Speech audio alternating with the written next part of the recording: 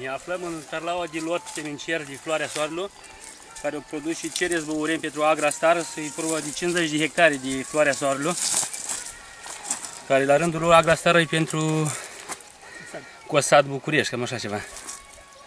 Un lot care nu are, cred că, perimetru de izolare. Uitați, aici la 5 metri am eu floare, am și la deal 60 de ani de floare și în mijlocul tarlalei încă jumătate de hectare de floare.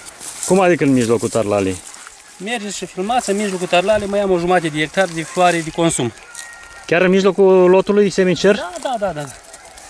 Se poate și faci un cadru și acolo. Uitați, aici ai, cunoaște că e alte dimensiuni.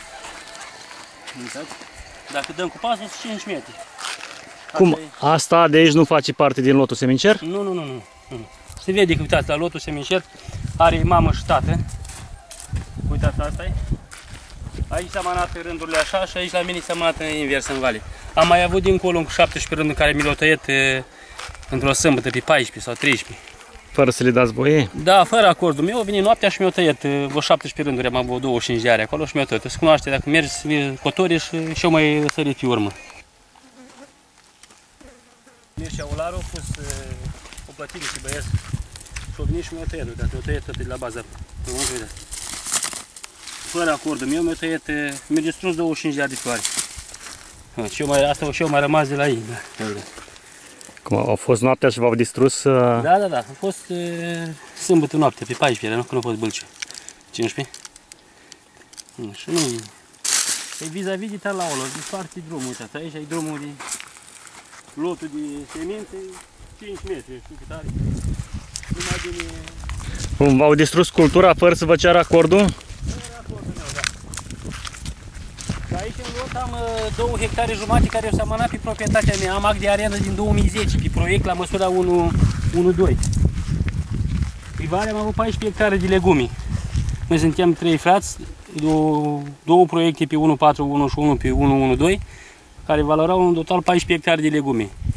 Nu ne-au mai lăsat să facem legumi acolo și mi-au dat terenul pe bucăți unde l-am avut de drept și normal. O zis să lucrez pe bucățele. Eu mi-am pus floare aici și ei au venit și mi-au distrus.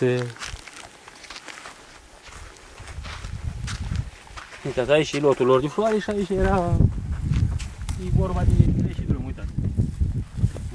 Se cunoaște că aici a fost taraua mea de floare, uitați.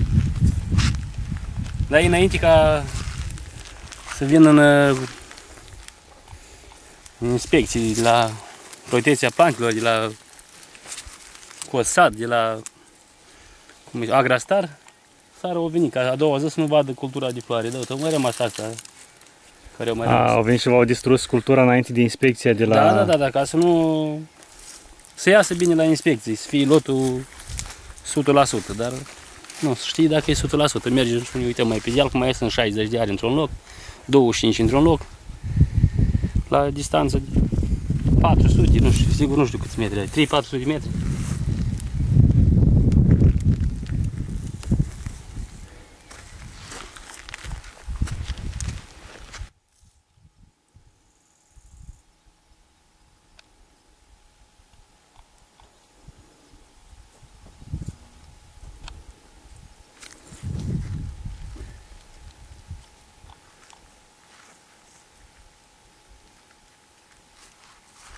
Normal e păcat de 50 de hectare, dar dacă nu și să le fac, dacă ei nu au venit să spună, băi, omule, ai câte hectare de pământ, am proiecte ecologice, am proiecte 1-1-2, 9 hectare de legumi, total am avut 14 hectare de legumi. Eu s-am amânat seclă, pe unde s-am adus noi 30 de mașini de gunoi și am pus gunoi să facem legumi, eu s-am amânat în april seclă și noi numai când spunem legumi n-am mai avut teren. Am fost nevoit să vin pe bucățări unde am terenul să-mi pun legumi, că am pământul părloag acum. Eu am ieșit în 2 frunze, suntem în august și am harbuj în 2 frunze. Din cauza cui? Din cauza lumea Mircea Olaru și Consiliul de Administrație care are primarul. Normalul pornit de la primarul Apostol. Pedelistul Apostol Constantin. Au crezut că mă îmbogățesc, că așa au atras fonduri europene. Am fost singurul proiect din 2011 pe măsura 112 și care eu încercat în 2012 să mi-l distrung.